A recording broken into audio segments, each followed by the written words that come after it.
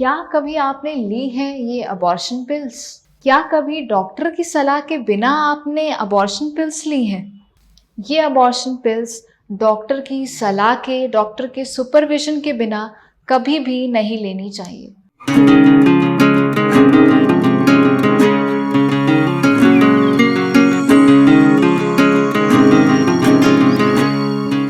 नमस्कार। आइए आज हम बात करते हैं अबॉर्शन पिल्स के बारे में और इन्हें कैसे लिया जा सकता है। पहले जानते हैं कि गवर्नमेंट ऑफ इंडिया ने किसी भी प्रेग्नेंट फीमेल को अलाउ कर रखा है कि वो 20 से 24 हफ्ते तक अबॉर्शन करा सकते हैं। किन किन कंडीशंस में अबॉर्शन कराया जा सकता है? पहली चीज़, अगर प्रेग्नेंट औरत मेंटली या फिजिकली प्रेगनेंसी के लिए तैयार नहीं है।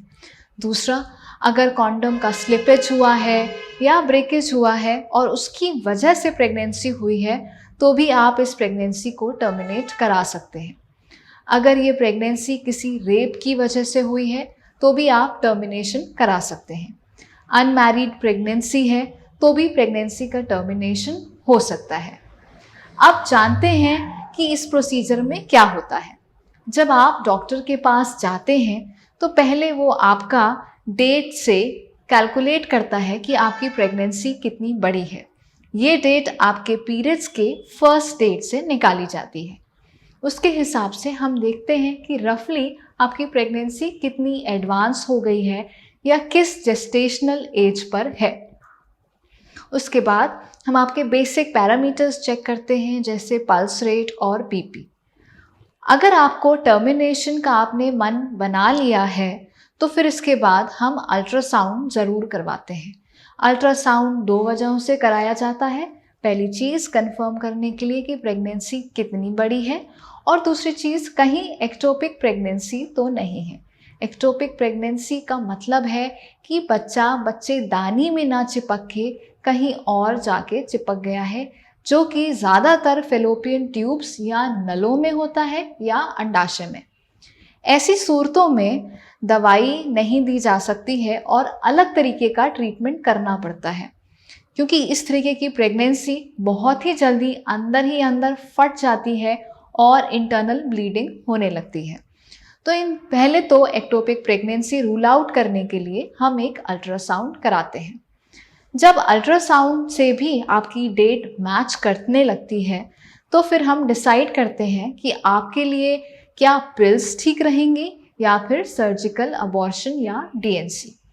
अगर आपकी प्रेगनेंसी 7 हफ्ते से कम है और आप बाकी सारी बातें जानते हुए, जो कि हम आगे डिस्कस करेंगे, मेडिकल पिल्स लेना चाहते हैं तो आपसे पहले कंसेंट साइन कराया जाता है, फॉर्म साइन कराए जाते हैं और फिर उसके बाद आपको सलाह दी जाती है कि ये पिल्स कैसे लेनी है। ये पिल्स कई नाम से आती है। इसको एमटीपी किट के नाम से आती है या अनवांटेड किट के नाम से आती है। ध्यान रहे, ऑल्दो हम इस किट के बारे में अभी यूट्यूब पे डिस्कस कर रहे हैं, पर ये मेडिसिन बहुत स्ट्रॉन्ग है, अबॉर्शन करा लेती हैं। ये कभी भी डॉक्टर के सुपरविजन के बिना नहीं लेनी चाहिए। इसमें 2 तरीके की दवाइयाँ होती हैं। मिफेप्रिस्टोन, जो कि ये ऊपर वाली है, जो कि 200 मिलीग्राम की होती है, और ये 4 टैबलेट मीसोप्रोस्टोल की, जो कि 200 माइक्रोग्राम की होती हैं।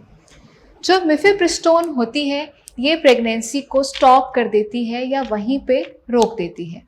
इसको हम कुछ खाना खाने के बाद आपको मॉर्निंग के टाइम पे या ब्रेकफास्ट के बाद लेने को कहते हैं। इससे प्रेगनेंसी वहीं के वहीं रुक जाती है। मैं अपनी प्रैक्टिस में उसके बाद जो अगली 4 मीसोप्रोस्टोल की टैबलेट्स हैं ये 48 घंटे के बाद दिलवाती हूँ। प्रेफरेबली ये टैबलेट्स 2 तरीके से ली जा सकती हैं, ओरली भी या फिर इंटरनली भी रखी जा सकती हैं। इंटरनली रखने के बहुत ज़्यादा फ़ायदे हैं। पहली चीज़, सक्सेस रेट काफ़ी ज़्यादा बढ़ जाता है अगर आपने ये टैबलेट्स इंटरनली रखवाई हैं डॉक्टर से। साइड इफ़ेक्ट्स इन मेडिसिन का बहुत कम हो जाता है।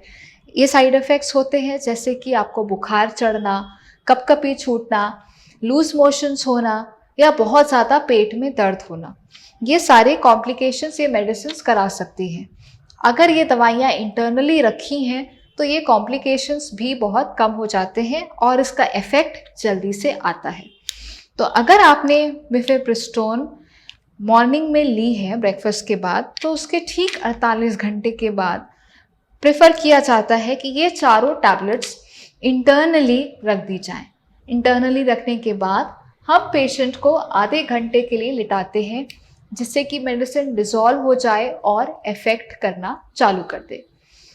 तकरीबन पहली गोली लेने के बाद यूजुअली पेशेंट्स को कोई भी दिक्कत नहीं आती है। किसी किसी को हल्का सा पेन या स्पॉटिंग शुरू हो सकती है। असली अबॉर्शन इन दवाइयों के बाद शुरू होता है, क्योंकि ये गर्भाशय में कॉन्ट्रैक्शंस लाते हैं और इसकी वजह से गर्भाशय में कॉन्ट्रैक्शन शुरू होते हैं, जिसकी वजह से प्रेगनेंसी अब बाहर निकलने लगती है। तो जब हम ये दवाई चारों अंदर रख देते हैं तो इसके 1 से 4 घंटे के बाद ब्लीडिंग शुरू हो जाती है और दर्द शुरू हो जाता है। ये ब्लीडिंग और दर्द ऑब्वियसली आपके पीरियड से ज़्यादा होता है, डिपेंड करता है कि कितनी बड़ी प्रेगनेंसी है। ये टैबलेट्स अर्ली प्रेगनेंसी में सबसे अच्छा काम करती हैं। अगर आपकी प्रेगनेंसी 7 हफ्ते से ज़्यादा है तो हम इसे एडवाइस करना नहीं चाहते हैं, और आपकी प्रेगनेंसी जितनी छोटी है उतना अच्छा इसका इफेक्ट रहता है और उतना कम पेन और उतनी कम ब्लीडिंग है। जैसे माना कि अगर आपको सिर्फ 1 हफ्ता ऊपर चढ़ा है तो ये अबॉर्शन और अच्छे से सक्सेस रेट इसका ज़्यादा होगा, पेन कम होगा, ब्लीडिंग भी कम होगी। पर वहीं अगर आपको 2 हफ्ते ऊपर चढ़ गए हैं तो ये ज़्यादा पेनफुल होगी, ज़्यादा ब्लीडिंग कराएगी और सक्सेस रेट भी कम हो जाता है। वहीं 7 हफ्ते के बाद तो हम इसे यूज़ कर भी नहीं सकते हैं। याद रखिए, ये 7 हफ्ता आपके पीरियड्स की फर्स्ट डेट से ही कैलकुलेट होता है, ना कि जब से आपने कंसीव किया हो। ये टैबलेट्स लेने के बाद आपको पेन और ब्लीडिंग होती है। पेन और ब्लीडिंग अच्छी मात्रा में होती है तो हम कई बार पेन किलर के इंजेक्शंस देने पड़ते हैं या दवाइयाँ देनी पड़ती है। किसी किसी को बहुत ज़्यादा एसिडिटी या लूज मोशंस भी हो जाते हैं, तो उस हिसाब से हम दवाई दे के भेजते हैं। डिपेंड करता है कि अगेन प्रेगनेंसी कितनी बड़ी है, उस हिसाब से ब्लीडिंग चलती है। नॉर्मली 7 से 14 दिन तक ब्लीडिंग हो सकती है। कायदे से ब्लीडिंग इनिशियली ज़्यादा होती है और धीरे धीरे करके जैसे जैसे प्रेगनेंसी निकलती चली जाती है, ब्लीडिंग और पेन धीरे धीरे करके कम होता चला जाता है और 10 से 14 दिन में पूरी तरीके से ब्लीडिंग स्टॉप हो जानी चाहिए। उसके बाद हम एक अल्ट्रासाउंड करा के कंफर्म कर लेते हैं कि सब चीज़ ठीक है कि नहीं, प्रेगनेंसी पूरी तरीके से निकल गई है कि नहीं। अगर ब्लीडिंग बंद है तो हम 2 हफ्ते बाद इस तरीके का अल्ट्रासाउंड कराते हैं। अगर ब्लीडिंग कंटिन्यूसली चल ही रही है और ब्लीडिंग बंद नहीं हुई है, इसका मतलब कुछ पार्टिकल, कुछ प्रेगनेंसी का टिश्यू अंदर रह गया है। उसके लिए हम अल्ट्रासाउंड करा के चेक करते हैं कि कितना बड़ा टिश्यू अंदर रहता है। उसकी साइज़ के हिसाब से और कुछ और कंडीशंस के हिसाब से हम डिसाइड करते हैं कि क्या इसमें हम और दवाई दें कि क्या हमें सीधे सीधे अब डीएनसी करनी पड़ सकती है। तो ये है इन दवाइयों का बेसिक कैसे कैसे हमें लेना है। होपफुली मैंने आपकी सारी क्वेरीज सॉल्व कर दी हैं, और हमेशा ये याद रखिए कि जो आप डॉक्टर से डिस्कस करते हैं वो डॉक्टर पेशेंट कॉन्फिडेंशियलिटी में आता है, वो हम कभी भी किसी और से डिस्कस नहीं कर सकते हैं। तो आप अपने डॉक्टर पे पूरी तरीके से ट्रस्ट करके डॉक्टर के पास जा सकते हैं और सही ट्रीटमेंट और सेफ ट्रीटमेंट ले सकते हैं। नमस्कार और धन्यवाद।